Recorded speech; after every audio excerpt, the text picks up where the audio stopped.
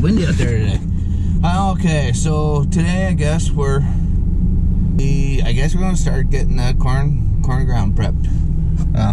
It's a long story, a lot of work to do. All right, so for a little bit of time, I was trying to figure out how I was going to explain all of this to you, what we're doing with this fence, without absolutely boring you to tears. But I think I figured it out. Now, it might take a couple days to do it, but here we go.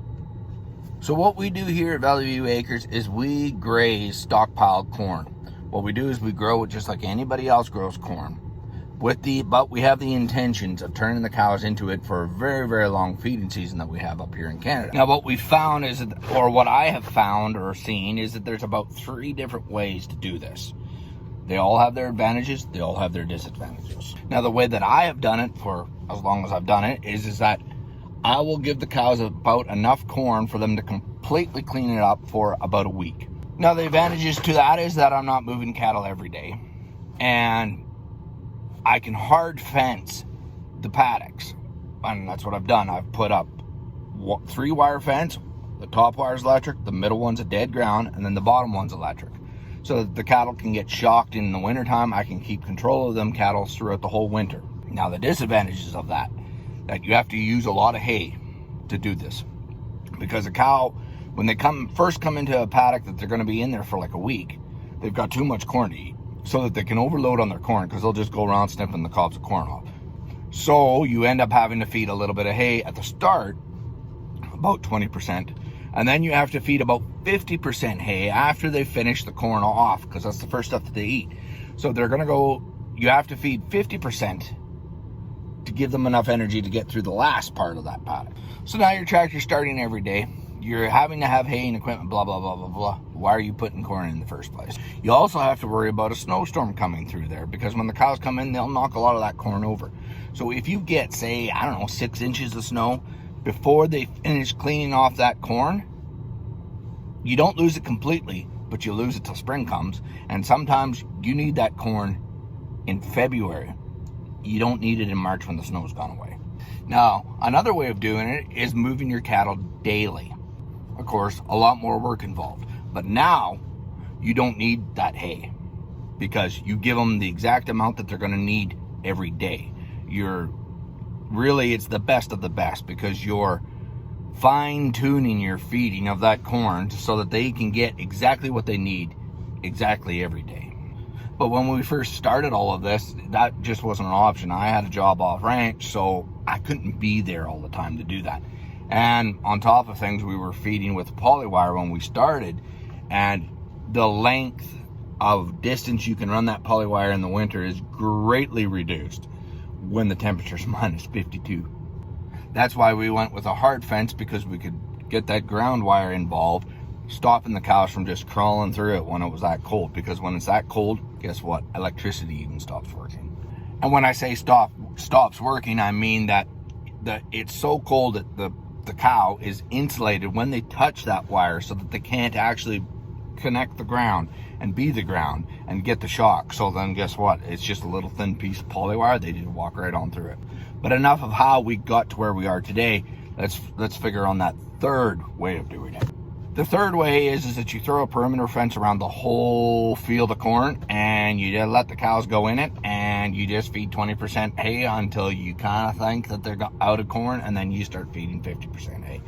The advantages to this one is, well, you practically got the coldest part of the winter off. You're not doing hardly anything but going to the tractor and opening the gates and then coming back in. Now, we did do that this year because we had elk that were pressuring from the far. So what the thought was is if we got rid of all that cob when it was dead cold, we'd get rid of it before the elk found it, and it worked.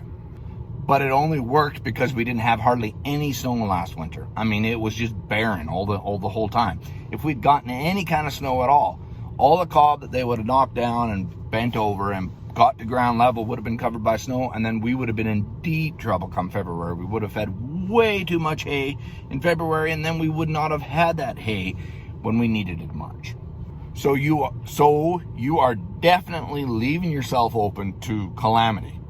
You are not you know, in my humble opinion, you're not preparing for the worst. And when it doesn't happen, you're like, oh, okay, so it's not Snowmageddon this year.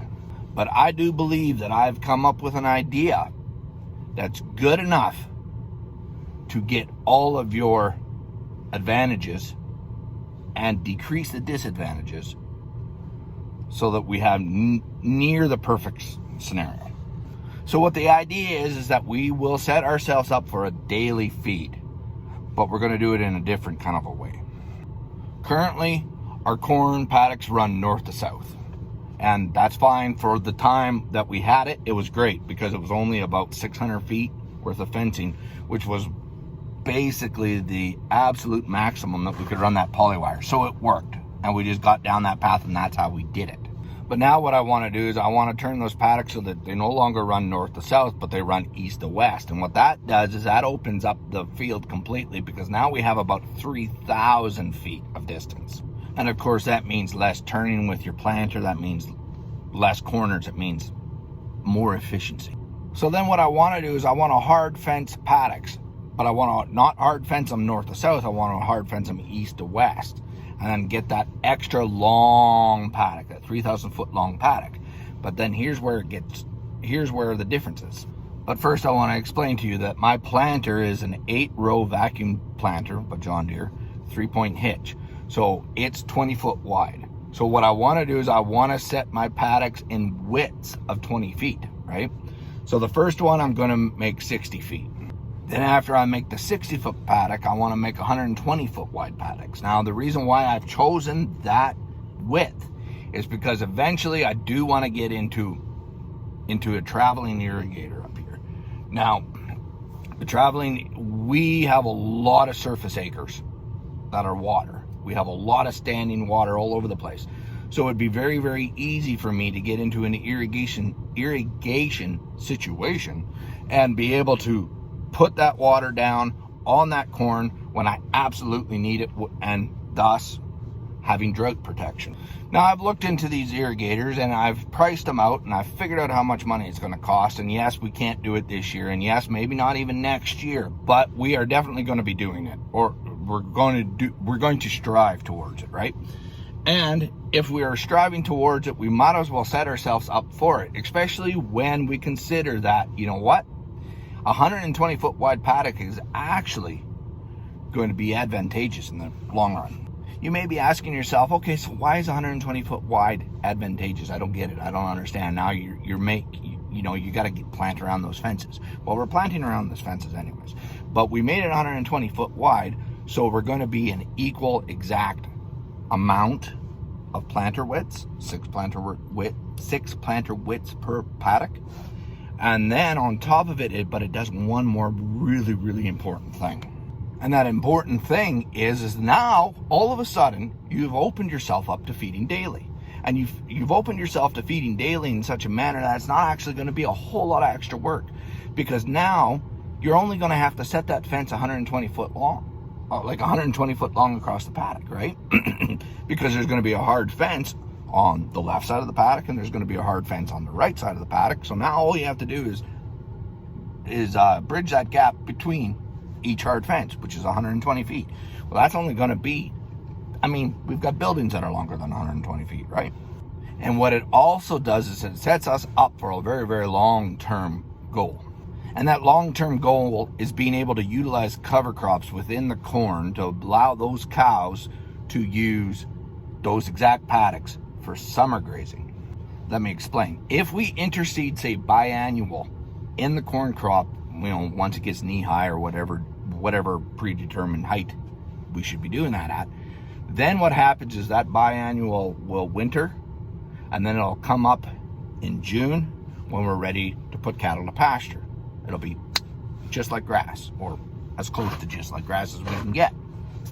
And if we can keep those cows on those exact same acres, we can reduce our need for synthetic fertilizers, which is more money in my pocket.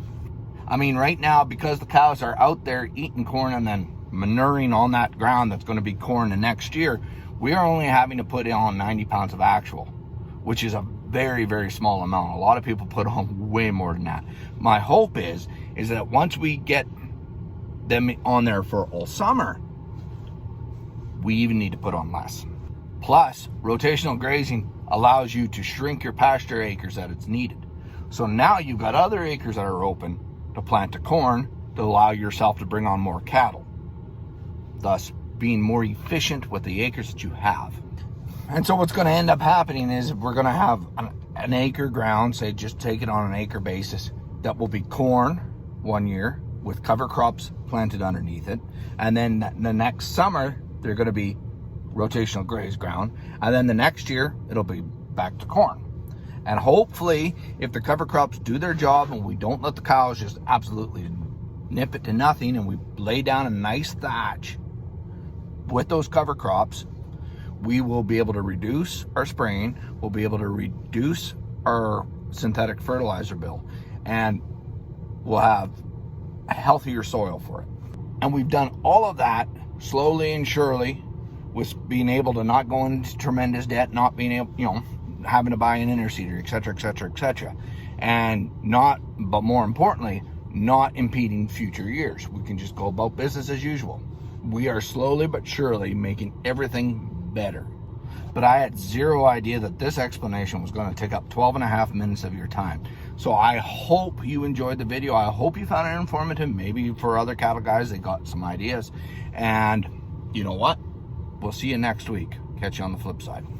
Oh, while you're at it, give the video a thumbs up, leave a comment, and smash that subscribe button.